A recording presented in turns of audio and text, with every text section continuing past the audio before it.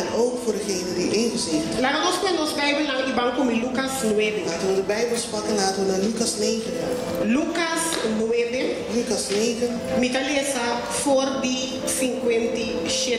Vanaf vers 57. Het gaat de Jesus. Het heeft het over het volk. Ze vertrouwden op de woorden van Jezus.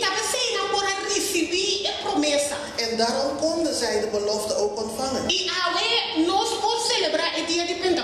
En vandaag kunnen wij de Pinksterdag vieren. Uitverkoren om Jezus te volgen. Hebben jullie niet bewogen op basis van jullie eigen voorwaarden. Maar jullie hebben gekozen om te bewegen op basis van de voorwaarden van God. En daarom wil God jullie vandaag promotie geven. God wil jullie vooruit laten. God wil jullie vandaag van glorie tot glorie brengen. God wil jullie brengen in een nieuwe functie. Een nieuwe functie in het koninkrijk van God. Een nieuwe functie die je alleen kunt uitvoeren op basis van gehoorzaamheid. Die je alleen kunt doen gebaseerd op getrouwheid aan God. En de verantwoordelijkheid.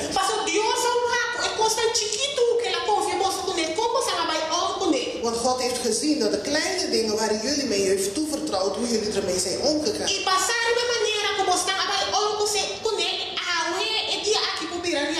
En gebaseerd op de manier hoe jullie hiermee zijn omgegaan, is deze dag werkelijkheid geworden. Want gehoorzaamheid aan God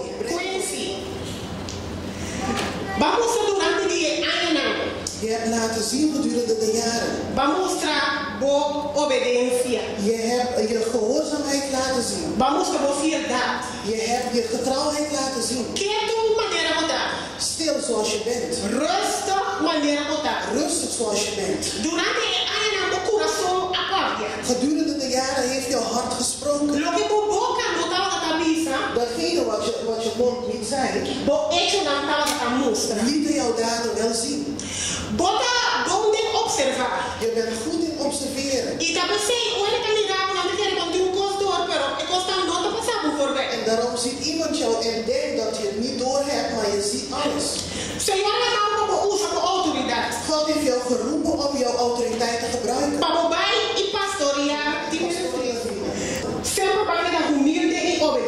Je bent altijd nederig en gehoorzaam gebleven. Je bent één die altijd vraagt, pastor, bent u gelukkig? En vandaag door middel van een nieuwe zalving ga je je roeping in. En je gaat volbrengen datgene wat God in jou gestopt heeft. God heeft heel veel in jou gestopt. En samen met je man. Jullie eenheid. Zullen jullie gaan staan voor 10 ministries en een verandering brengen in het leven van mensen.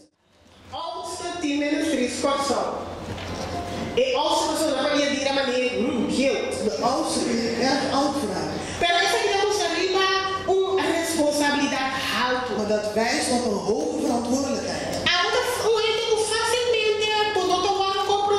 Je bent iemand die makkelijk niet begrepen wordt. Maar dat is makkelijk als je een strijder bent in het koninkrijk van God. Je bent een strijder in het koninkrijk. Je bent iemand die weet hoe te vechten. Je weet hoe je moet worstelen. En hierdoor komen heel veel dingen op je pad om jou af te rennen. Heel veel dingen komen op je pad om te laten zien of je echt kunt vechten of niet. Om te laten zien of je echt kunt volhouden. Want een strijder weet te vechten. Een strijder weet te volhouden. Dus dit zijn jouw beproevingen waar je doorheen gaat. En het moment van het verbond is een serieus moment.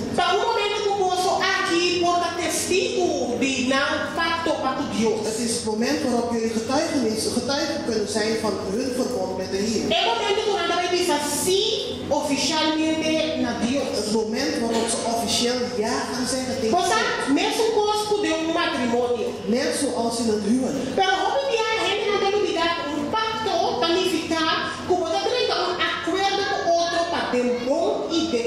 Maar vaak vergeten mensen dat in een verbond je een afspraak maakt dat je blijft in goede en slechte tijden.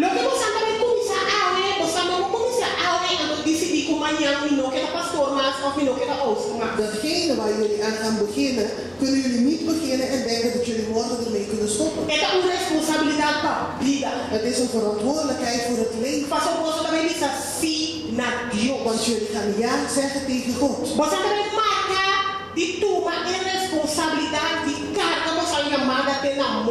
Jullie gaan beloven de verantwoordelijkheid te nemen tot de dood.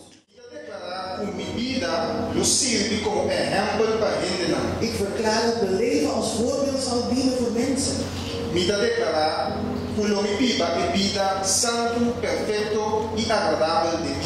Ik verklaar dat ik een leven zal leiden die heilig en aangenaam is in de aangezicht van God.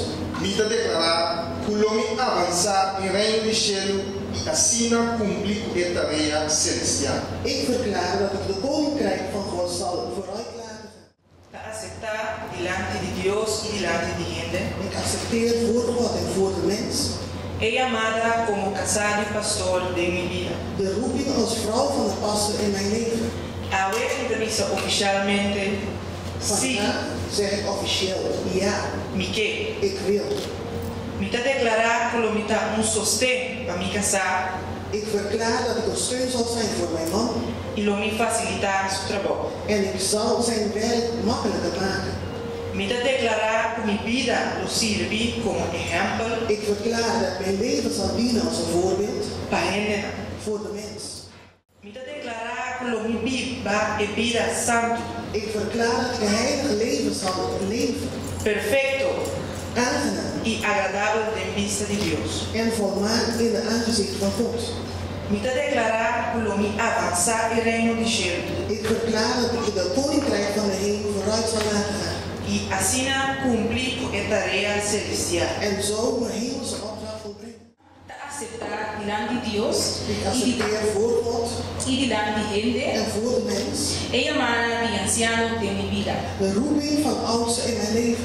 Ahora mi visa oficialmente Vandaag zeg ik officieel sí, mi que. ja, ik wil. Mi te declarar lo un sustento para pastor Malaito. Ik verklaar een steun te zullen zijn voor pastors Leito Door de ayudan con el trabajo. door ze te helpen met het werk. Mi te declarar que mi vida lo sirve como ejemplo Ik verklaar dat mijn leven zal dienen als een voorbeeld para gente. voor de mens. Mi te declarar que mi vida un vida santo, Ik verklaar dat ik een heilig leven zal leiden, perfecto volmaakt y agradable de vista de Dios. en aangenaam in de aangezicht van God. Mi te declarar que mi avanzar el reino de cielo. Ik verklaar dat ik de koninkrijk van God vooruit zal laten gaan Así cumplir con la tarea celestial. en zo volbrengen met mijn hemelse opdracht. Ik heb het gekozen omdat ik bewust ben dat God heel veel voor mij gedaan heeft. God heeft veel in mij geïnvesteerd en ik wil bruikbaar zijn voor hem. Ik was al bruikbaar voor hem. Maar als dit ook voor hem, als dit ook betekent dat ik voor hem nuttig ben, dan accepteer ik. Daarom accepteer ik.